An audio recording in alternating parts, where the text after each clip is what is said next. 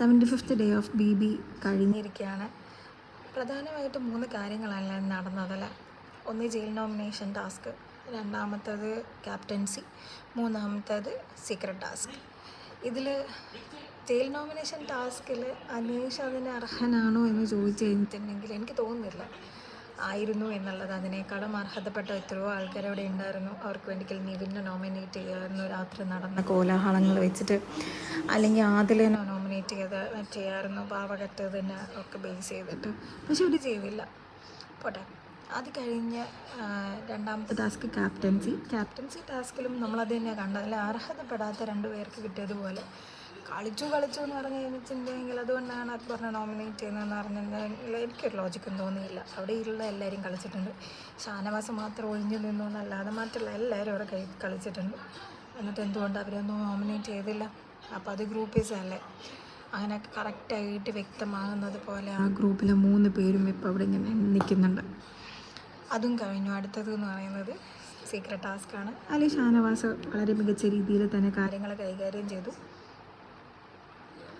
ഒരു ഹിൻഡ് അനീഷിന് കൊടുക്കാമായിരുന്നു എന്നെനിക്ക് തോന്നി. കാരണം പുള്ളിയുടെ ആ നോമിനേഷൻ കണ്ടപ്പോൾ എനിക്കങ്ങനെ തോന്നി. അതുകൊണ്ട് തന്നെ അതിൽ ഭയങ്കര വിഷമം പുള്ളിക്കുണ്ടായി. അതിനിപ്പോൾ നമുക്കാർക്കും ഒന്നും പറയാൻ പറ്റില്ല അല്ലേ. നമ്മളൊരു സ്ഥലത്ത് പോയിട്ട് ഫ്രണ്ട്ഷിപ്പിലേക്ക് വരില്ല എന്ന് പറയുകയും പിന്നീട് പല സാങ്കേതിക കാരണങ്ങൾ കൊണ്ട് ഫ്രണ്ട്ഷിപ്പിൽ അകപ്പെട്ടു പോകും. കുറേ തവണ ഇങ്ങനെ ചതിക്കപ്പെടുമ്പോൾ തോന്നും. ഷാനവാസ് ഒരിക്കലും ഇതുവരെ അനീഷിനോട് അനീതി മാത്രമേ കാണിച്ചിട്ടുള്ളൂ. ഒരു പ്രാവശ്യം പോലും നീതി പുലർത്തിയതായിട്ട് എനിക്ക് തോന്നിയില്ല. ഒരു സെക്കൻഡ് ഇന്നലെ ആദില നൂറയും സംസാരിക്കാത്ത ആ ടൈമിൽ മാത്രം അല്ലാതെ മറ്റുള്ള എല്ലാ ടൈമിലും പുള്ളി ചെയ്തത് റോങ് തന്നെയാണ്. പക്ഷേ ഈ എല്ലാ കാര്യങ്ങളും കൊണ്ട് നമുക്ക് പുറത്ത് കാണാൻ പറ്റിയത് ആദില നൂറ എന്ന് പറയുന്ന കണ്ടസ്റ്റൻസിൻ്റെ ട്രൂ കളേഴ്സ് ആണല്ലേ. അവർ അനുമോളുമായിട്ട് പിണങ്ങി നടക്കുന്നു, അനുമോളെ കുറ്റം പറയുന്നു. അനുമോൾ പക്ഷേ അങ്ങനെ ചെയ്തതായിട്ട് ഞാൻ കണ്ടിട്ടില്ല. ഇനി നിങ്ങളാരെങ്കിലും കാണുകയാണെങ്കിൽ കണ്ടിട്ടുണ്ടെങ്കിൽ പറയണം. അതുപോലെ ഷാനവാസ് ആണെങ്കിലും ഡൺ ദ സെയിം തിങ്. പക്ഷെ എങ്ങനെയാണെങ്കിലും ഇവരെത്രത്തോളം മോശമായിട്ടുള്ള രീതിയിലെ വാക്കുകളോ അല്ലെങ്കിൽ കാര്യങ്ങളോ ചെയ്തിട്ടില്ലെന്ന് വിശ്വസിക്കുന്നു. ഇത്രയൊക്കെ മാത്രമേ ഉള്ളൂ. പിന്നെ പ്രത്യേകിച്ച് പറയാനുള്ളത് എന്ന് പറയുന്നത് സാബുമാൻ്റെ കാര്യങ്ങളാണ്.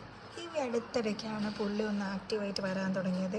ഈ കണ്ടതിൽ വെച്ചിട്ട് എനിക്ക് തോന്നിയിരിക്കുന്നത് സാബുമാൻ ഭയങ്കര ഇൻഫ്ലുവൻസ്ഡ് ആയിട്ടുള്ളൊരു പേഴ്സണാണ്. ആർക്കെപ്പോൾ വേണമെങ്കിലും മാനിപ്പുലേറ്റ് ചെയ്യാൻ പറ്റും. പുള്ളിനെ ഒന്ന് പറഞ്ഞ് ധരിപ്പിക്കാൻ പറ്റും. പുള്ളി അത് വിശ്വസിച്ച് ചെയ്യും. ഇപ്പോൾ പ്രത്യേകിച്ച് അക്ബറും പിന്നെ ഗ്യാങ്ങും എന്താണോ പറയുന്നത് അതാണ് പുള്ളി കണ്ടിന്യൂ ചെയ്ത് പോകുന്നത്. ആ ജയിലിൻ്റെ ടാസ്ക് തന്നെ കണ്ടു. ഭയങ്കര ഇറിറ്റേറ്റിംഗ് ആയിട്ട് എനിക്ക് തോന്നി. ആൾക്കാർ പുള്ളിയെ 2 കാര്യത്തിൻ്റെ പേരിലാണ് ഇപ്പോഴും പിടിച്ചു നിൽക്കുന്നത്.